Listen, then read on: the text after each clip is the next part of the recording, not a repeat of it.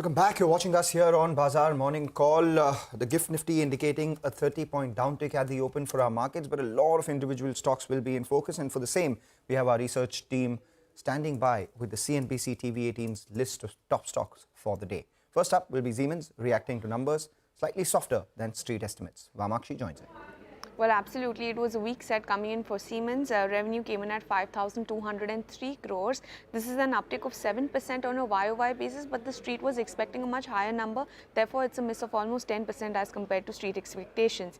EBITDA margin came in at 13.3%. There was an improvement largely being driven by the gross margins, but as compared to the street expectations, the company fell short of nearly 80 basis points.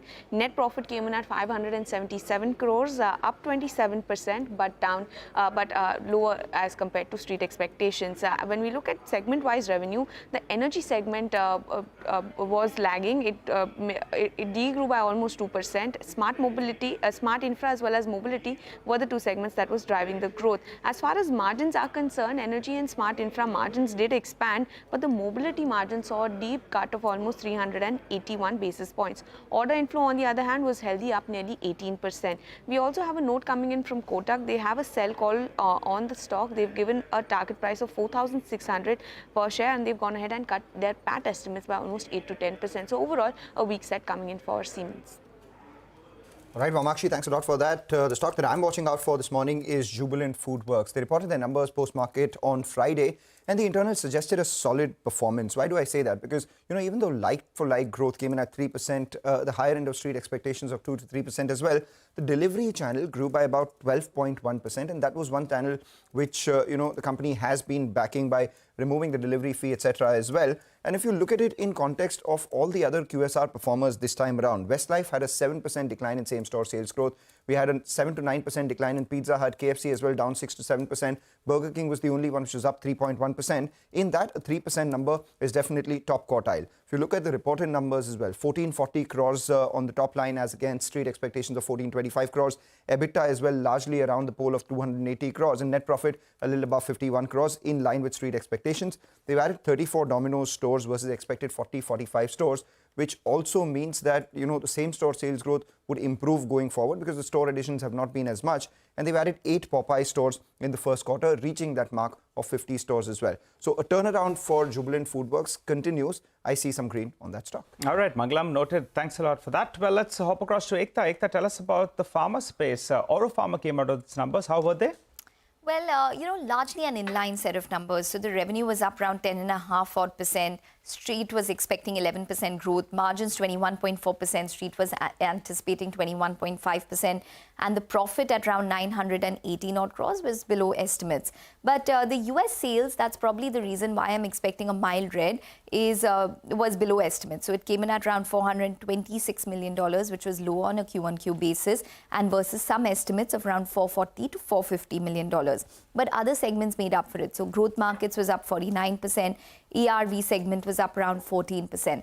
Commentary is going to be key. There's a call at 8:30 a.m. So the stock trajectory could just change based on that.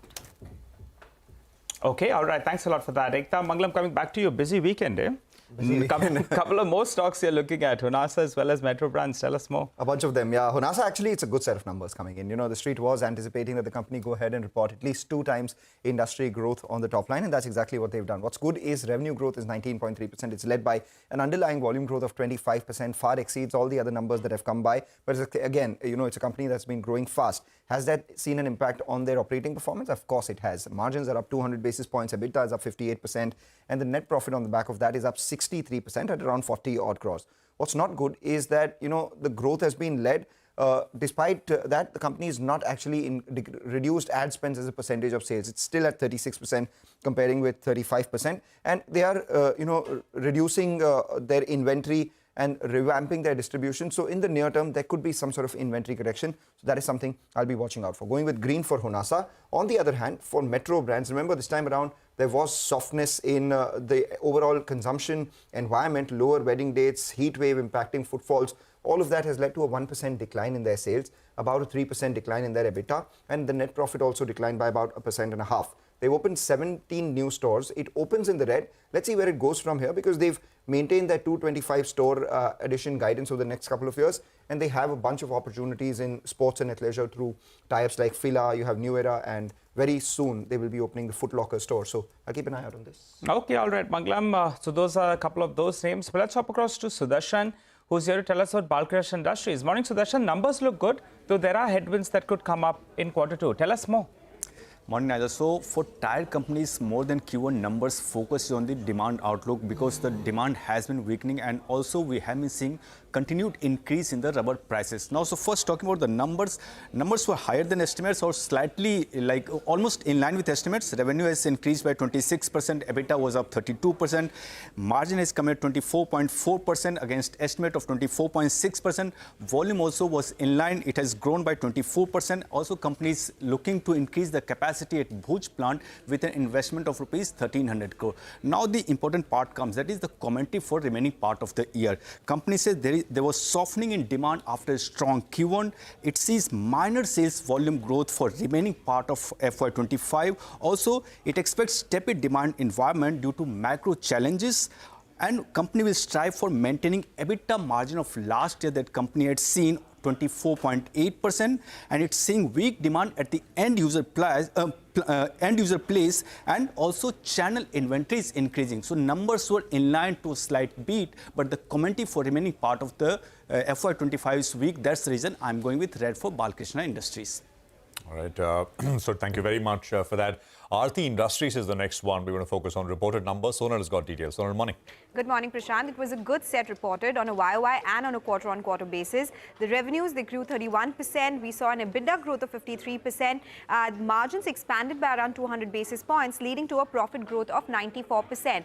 The sequential recovery and a YOY recovery is something that the street would like, because it has come in after a long time. The conference call is at 4 p.m. today, so we'll get more details on guidance, because remember, the company had earlier indicated that in FY25, with new capex coming up, they will be able to do EBITDA between 1450 to 1700 crore rupees. The stock already up 15% year to date and trades at 27 times FY26 EPS, which is not very expensive but not cheap going by sector averages as well. But that stock should see some green today. All right, so that's about Aarti Industries. Vivek joins in with his take on what CESC numbers look like. Vivek. Well, good morning. A very mixed quarter as far as CESC is concerned. Now, remember, very high energy cost is something that has subdued the EBITDA, and also other one-offs also were there in this particular quarter. What's actually aided the bottom line is the fact that the company had much higher regulatory income. Going forward, key to track will be whether the company continues to go ahead and charge customers for the higher energy cost that the company is currently facing. Looking at the numbers, revenue is higher by 13%, coming close to the 4,863 crore mark. Now, on the back of cost of energy going up by almost 55%, EBITDA went down 49% on a year-on-year basis at 371 crore. Margins this time quite weak on a year-on-year basis, 7.6% versus 16.8%. Profitability aided by the regulatory income was higher by 5.5%. Now, going forward, the company did say that Kolkata distribution has started recovery of the fuel and power purchase adjustment surcharge, and this is something that will aid the earnings going forward. Going with the red on the back of the muted set this time around. Okay, all right. Thanks for that, Vivek. Well, going back to Rima. Rima, tell us about MapmyIndia. It's a decent quarter, steady quarter, but a slower quarter in terms of revenue growth. So revenue growth has come in at 13.5% on a year-on-year basis. This is lower than the growth rates that we've seen in the prior quarter. And the company has said that in the quarter, there were known ramp downs of certain auto programs, but the ramp up of new programs has begun in Q2. Margin performance is good. Margins are up 20 basis points on a year-on-year basis at 42.1%, and a big jump on a quarter-on-quarter basis. Profits are up 11%. The company in the commentary says the levers for growth and profitability are in place. They're on track to achieve their milestone of crossing 1,000 crore revenues by FY27-28. Back to you. Okay, well, there's a lot happening, and we keep track of this one as well. Aavas Financiers is going to be the next one, which should be seeing some price action. Vivek is here to tell us why. Vivek, morning. Well, good morning. Interesting development over here. A change of ownership is what Aavas Financiers will be seeing. CVC Capital Partners has gone ahead and will be acquiring a controlling majority stake in the company. They will be acquiring the entire 26.47% stake from the existing promoters, which is Kedara Capital as well as the Partners Group. Remember, they held 26.47% stake, and this particular stake will be purchased at 1,635 rupees a share. On the back of the majority stake being purchased, the open offer has been triggered.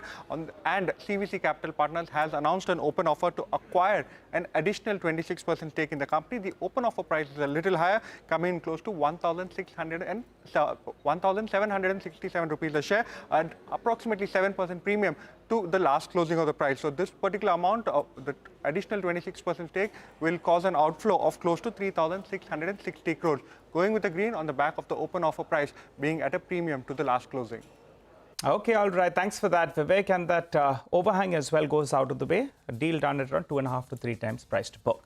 Well, let's do a quick recap of all the top stocks we discussed. The ones with positive news flow include Jubilant FoodWorks, Honasa, Aarti Industries, MapmyIndia, and Aavas Financiers. We also have Siemens, Aurobindo Pharma, Balkrishna Industries, Metro Brands, and CESC that could react to negative news flow. That's about the equity markets. Let's tell you what's going on in the commodity markets. Manisha Gupta joins us to tell us just that. Morning, Manisha.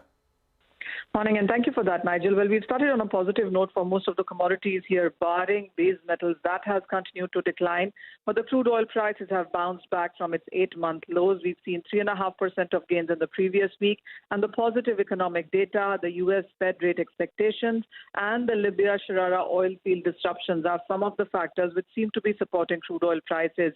If you look at the crude products like heating oil, natural gas, even coal prices are doing quite well. The markets will now for this wait for the U.S. inflation data and the U.S. retail sales data. All of these data come in between Wednesday and Thursday going forward. A quick word on the precious metals, where we also are looking at prices trimming their declines. The global financial markets have stabilized, and we are looking at geopolitical tensions, rate cut expectations. All of that seems to be supporting this sector also.